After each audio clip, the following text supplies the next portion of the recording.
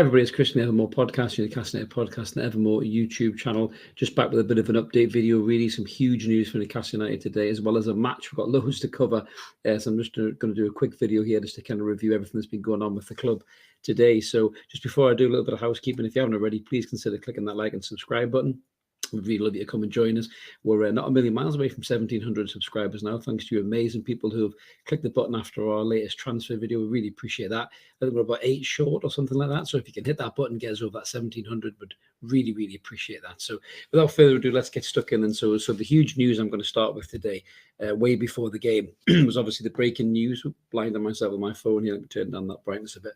So the breaking news earlier on, I was out today actually with the family. I'm off this week, so I'll spend time with the family. But so the breaking news that came out was that the club had reached an advanced agreement for Alexander Isak from Real Sociedad, a player we were linked to earlier on the window. We did do one of our early transfer videos on Isak, and this was from, I think it's Dario Vasco that said that they broke the news first. Fabrizio Romano jumped on it, then The Athletic jumped on it, and Sky Sports jumped on it, and pretty much we're looking like the deal is more or less done. Eddie Howe was pushed on it tonight in his post-match interview.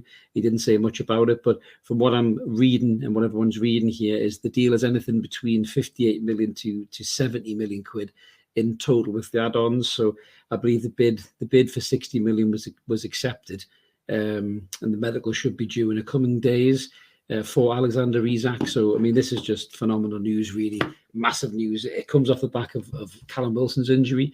You know, we had some real good intel at Evermore, which said he was probably going to be out for a minimum of 4 weeks, possibly more. So we were asking the question, do we think we could win games without Callum Wilson? And I think this bid and this deal is probably answering that emphatically no. We probably can't.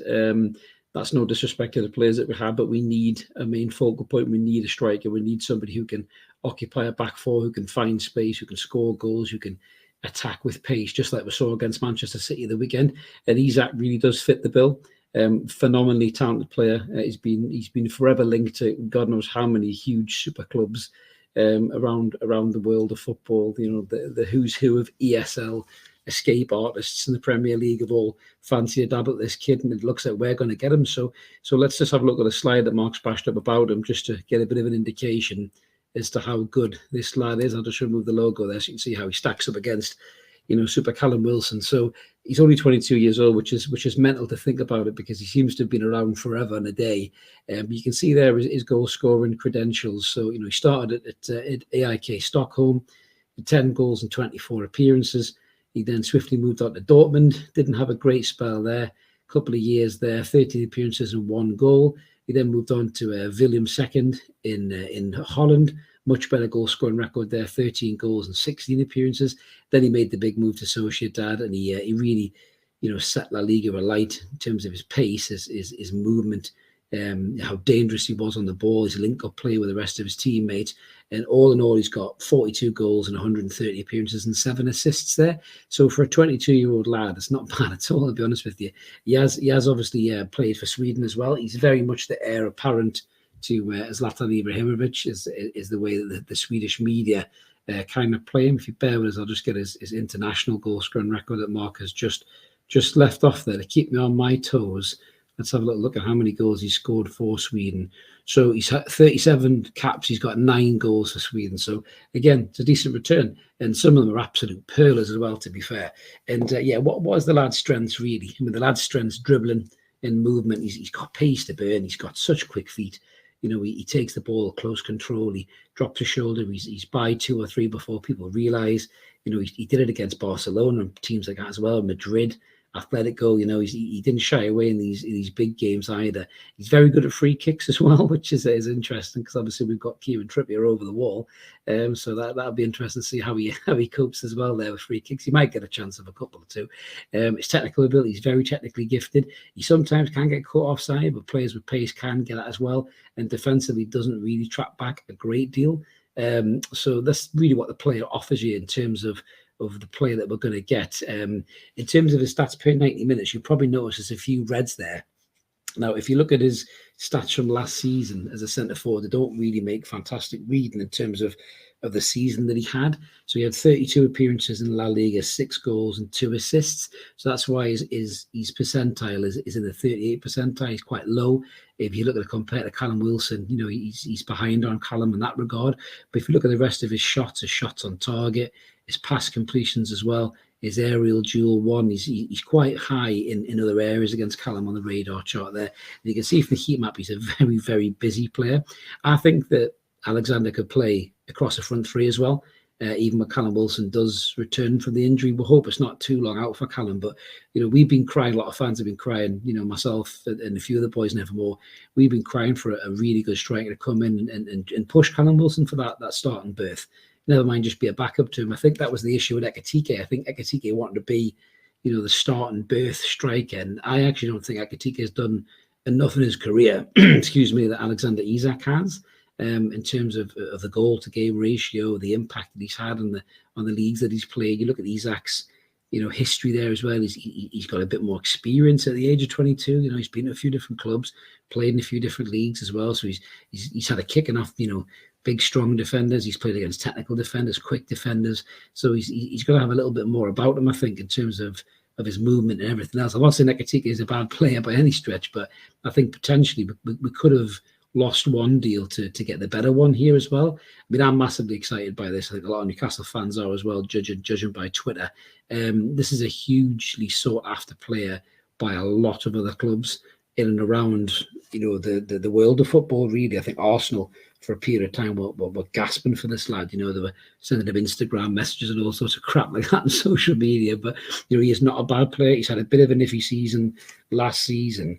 But if you look at the season that he had before, he had 34 appearances and 17 goals and 2 assists. So the season before, all of these stats would be green because he was in fantastic form in terms of his goals to game ratio and everything else as well. So one iffy season doesn't make you a bad player, So I'm not thinking that last season's really great deal to go by for Isak, to be honest with you. But I'm really excited by this move. I think a lot of people are as well. We were screaming out for the club to show us the teeth to put a bid in for a play. There's been so many names linked, James Maddison's and Paqueta's and all these other guys as well. I think if we're going to drop anywhere between 60 to 70 million quid on Alexander Isak, I don't think we're spending 50 million quid on Maddison or even 40 million quid on Paqueta. Keith Downey was quick to come out and say that as far as he's concerned, Newcastle United have never been interested in this player this window. I think the Paqueta links have really been formulated by fans, really, in terms of the desire to have him playing alongside Bruno as buddy. I'm not saying he's a bad player, but I think a lot of that noise has come from there. So if you look at what else we could do in this window, we were crying out for a centre forward, whether we were going to get one on loan, a young up and coming centre forward, and then get them to learn off Callum Wilson. But the injury to Wilson's totally changed the game. Like I said in my last video, and we'll put a big bid in. We've got a bid accepted for this player. We're not going to get massively overly amped about it because the same thing happened with Ekitike. We're not going to say deal done like we did last time on this channel. It turned out to be deal not done. But I do think the next couple of days we'll wrap up the deal for Isak. I think Eddie Howe would want him in for the Wolves game. It might be a hard push for that. But if he can get the medical done in the next couple of days, and even if he has him on the bench against Wolves, and he can bring him on for, for maybe the last 20 minutes or something, if Chris Wood's struggling a little bit. Got a good goal tonight, Chris, which I'll come on to that in a minute. But yeah, I'm massively excited for it. I'm sure you guys are too. Let us know what you think in the comments below, how well you think Isak will do for Newcastle, how buzzing you are for, how excited you are for it. I think a lot of us are really as well. There's a lot of fans out there in the rest of the league who'll be getting a bit worried about this. Ryan Taylor tonight doing his punditry on Sky, he actually turned around and said this could be the start of what we thought Newcastle may end up being, which would be amazing. It does really feel like a sliding doors moment signing. Yes, we had Botman, yes, we had Bruno, Trippier as well. Can never underestimate that signing of Trippier. What a great deal that was. Target and Burn were good, steady players, but Botman and Shaw were kind of Hollywood style type signings. But something about this Alexander Isak deal just feels like a sliding door signing. It really feels like this could be the one that triggers, the rest of the big signings to come along. Yes, we want to keep to the no dickhead policy that PK always says, but I think with Isak, I think he can come into this team. I think he's got the ability, he's got the goal scoring prowess. I think he could fill in for Callum Wilson very, very well. And when Callum gets fit again, he may find it hard to get back into the side. We all said that we knew Callum's body wouldn't hold up to the whole season. I think the way he plays the game, his pace, his power, the way he consistently running, working the back four, he's always going to get knocks. Unfortunately for Callum, he's 30, he's not 26. And I just think when he has these knocks, it takes longer for him to recover. Now, whether he can adapt his game to make sure he can play more games, I don't know. But, there could be a really exciting prospect of seeing the front two of Wilson and Isak potentially, in the next 4 to 6 weeks as well. So I'm not writing Callum off completely, because I still think he's got a lot to offer the club. But I'll be really excited to get this deal wrapped up and have a proper centre forward in there to push Wilson for that starting berth. And when Wilson does get hurt, which he does quite often, unfortunately, we've got a grade A centre forward to step in here and fill that void. So massively excited about this. Let us know what you guys think in the comments below. But yeah, really buzzing to see how this one goes. But that wasn't all the news for Newcastle United today. Obviously, we had a game, which we nearly forgot, wrapped up in all the Alexander Isak excitement. So we were in Carabao Cup action tonight. We were away to Tranmere. So this was the team that lined up. If you can see that, it's not a great image, but we've got Carl Darlow starting goal. We've got Emil Kraft at right back. Jamal Lascelles came in at centre half alongside Paul Dummett. Matty Target, was nice to see him back after he'd missed a few games with a dead leg. Sean Longstaff, Joe Willock in midfield was the only one to keep his place from the City display. Elliot Anderson came in, always excited to see how he does. Matt Ritchie, Jacob Murphy and Chris Wood. So that was the team that started. And how did we do? It was a tough game. It's a typical cup game, really. A bit scrappy at times. I thought Tranmere, was strong, probably a bit over-aggressive at times, I think. I think the referee was poor. I think he let the game flow a little bit too much. He was a bit too reluctant to pull out the cards and blow the whistle. I mean, there was some shocking challenges by the Tranmere players. I mean, I counted at least about 6 or 7 fouls before I think he even did anything to one of the Tranmere players. Jamal Lascelles got smashed in the face, broke his nose. If you look at the replay, the centre forward throws the arm back, purposely to smash Lascelles in the face. If you've got VAR in a game, that's a red card. Their centre forward, I think it was Hemmings, charged in on Darlow, 2-footed challenge practically on Darlow's shin. That's a straight red card, in my opinion. The ref gave him a yellow. I can't believe he did that. I think it's extremely poor officiating. I think Nigel Pearson said it as well when he got interviewed. And I know Nigel Pearson's a bit of a moody bastard, that famous ostrich talk that he did. But he's got a point. He said he's thought about retiring because of how poor the officiating is. And when you see games like that tonight, there could have been a broken leg in that game, and that ref had no control over the game. So that was really disappointing. Bright sparks, really, from the game. There wasn't a great deal from our side, I don't believe. Unfortunately, Emil Kraft looked like he twisted his knee, I think, when he come off. So we're waiting to hear what's happened there. It's a shame for Kraft because he's a great understudy at Trippier, and these are the kind of games we want Kraft to be playing and excelling in, because we don't want to have to throw Trippier into the mix. Elliot Anderson looked lively, looked really sharp. I do like the boy, I've got a mate who's a Bristol Rovers fan, and they called him the Geordie Maradona, and I think he's a smashing player. 19 years old, he seems to have a lot more about him than a Sean Longstaff did, than a Matty Longstaff did. Other players, Rolando Aarons, Harrison Vukic, all these are the young supposed superstars that came through. Anderson just seems to have a lot more about him, a steeliness about him, a determination. He's direct. He wants to make things happen. He got in the box a few times tonight. He possibly should have got himself a goal. He was always busy. He was always looking for the ball. A few lovely passes he made that, unfortunately, his teammates just weren't quite up to speed to catch. Richie's too old. Richie's legs are completely gone. I watched him tonight, and I felt like I was watching one of the Masters football games on Sky way back when. He was just so slow to get to some of these through balls from this young lad. And, Jacob Murphy, he's just got no brain whatsoever. He runs and he runs and he runs. He's got no idea what he's doing. There was so many times that Murphy got into position. He could have cut it back to the edge of the box. He could have had a shot himself. There was one when I think he was through kind of one-on-one, and he had players free on the edge of the box where he could have had a dig.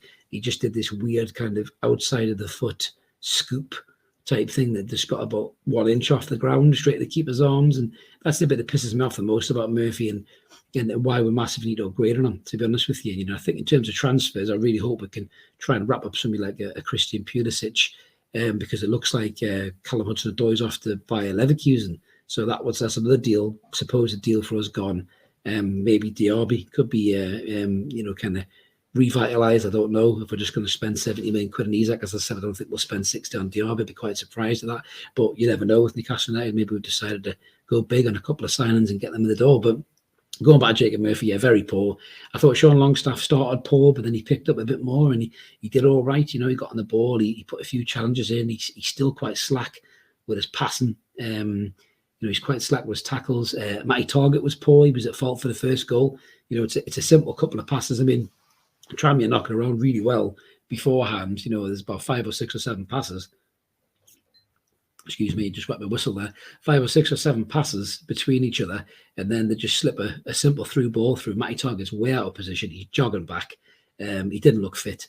The guy, gets to the byline, puts a cross in, simple finish for the striker. We're 1-0 down. Matty Targett got hooked at half time for Jamal Lewis, who did all right in spells. Again, I'm not really convinced about Lewis. I'm not sure he's really Premier League quality, but in a game like that, he did all right. We didn't do anything flash. But the turning point of the game really was when Kraft got injured, which again is a real shame for Emile. But we brought Kieran Trippier on, which I know Eddie Howe didn't want to do, but he completely transformed the game just with his quality from set pieces and from deliveries. So after Jamal Lascelles has been smashed in the dish by this Sunday League striker, he gets in the box, fair play to him, his nose is bleeding. He gets up for the header, beautiful ball by Trippier, takes the entire Tranmere team out. Lascelles is free at the back stick, wins the header, bounces back to him. He smashes in the back of the net. Credit to Joe Willock for blocking the goalkeeper off as well. It was a great bit of play, that. And we're level, we're ones each. So we'll go on at half time, regroup, have a think about what we're going to do. Obviously, that change gets made with Matty Targett coming off. Game goes on. We're very much in the ascendancy. We're getting on the ball a bit more. We're trying to make things happen. And then the corner ball comes in from Trippier, and great header by Chris Wood. His movement was brilliant. He was, he found space at the near post, bullet header, back of the net, 2-1. Great win for the lads. Made it a bit tough work towards the end. Some sloppy play and some bad challenges going in. I think Longstaff was a bit heavy with some of his tackles as well. Quite lucky not to get himself a couple of cards as well potentially. But yeah, all in all, I think nice to get through in the cup. Our reward for that is we've got a home draw against Crystal Palace, Patrick Vieira's Crystal Palace, come November time. Nice to be at home in the cup. Nice to get through in the cup rather than getting knocked out and limp out like a certain West Brom have done under their manager, who probably would have done the same thing if he'd still been here with us. But it's nice to get through the next round. It's nice to have the thoughts of a cup run, a dream of a cup run. And we've got Crystal Palace at home, so that'll be a tough game no matter what team Palace turn out. If they shuffle the deck a little bit, they've got a decent squad. Palace, I think Vieira knows how it feels to win a cup. He knows what that means for a club. So he'll go in that game wanting to win as well Eddie Howe. But yeah, it'd be great to try and have a cup run this season. I think, you look at us in the league, even us only 3 games in, we've had 3 very different challenges. We'll look quite strong. And I think we're in a good position to finish in a strong league position this season. People are getting a little bit excited, a little bit hyperbolic. Even Graham Souness, the I Hate Newcastle United vice president fan club, Graham Souness has said we could break the top 6. So they are getting very excited about Newcastle United at the minute. It'd be great to break the top 6, don't get me wrong, but I think I said we'd probably be about 8th, which would be an unbelievable season. But if we could be 8th with a good cup run, potentially even win a cup, that would just be a sensational season for Eddie Howe, getting to Europe, through the back door, so to speak, by winning a cup. But yeah, we've got quality coming to the squad as well, with Isak coming in as well. It's really, really exciting to see who we can get in on loan, especially if they're not cup tied or anything like that as well. It'll be really exciting to see how we can push on in these competitions and the FA Cup as well when that comes back around. But yeah, so it all in all, it's been a really busy day for Newcastle United. There was one other little bit of transfer news that kind of broke about Martin Dubravka. Apparently, holding talks with Manchester United, which is a weird one. He doesn't want to be Pope's number 2. He's happy to be De Gea's number 2, which is a bit odd. Yes, it's Manchester United, and yes, it'll look good in his CV and everything else as well. Maybe just think they'll have a nice big payday, because they throw money at people for no reason at all. But it's a bit of a backward step, probably for Debravka in a minute. A bit of a basket case of a club, but maybe knows he's not getting a sniff yet. And if that's the case, then we wish him well. Martin's been a great servant to the club. It'd be sad to see him go, but I can understand if he doesn't want to be a number 2, but he'll just be a number 2 at Manchester United, which is a little bit weird. I thought he might have went to somebody like Leicester, and took that number 1 spot. Now Schmeichel has gone, but you never know. It might not happen, but I think it looks like Dubravka's in advanced talks. They're very much like Isak's in advanced talks with Newcastle, with Ashworth being over in Spain now, wrapping the deal up with Nixon, I believe.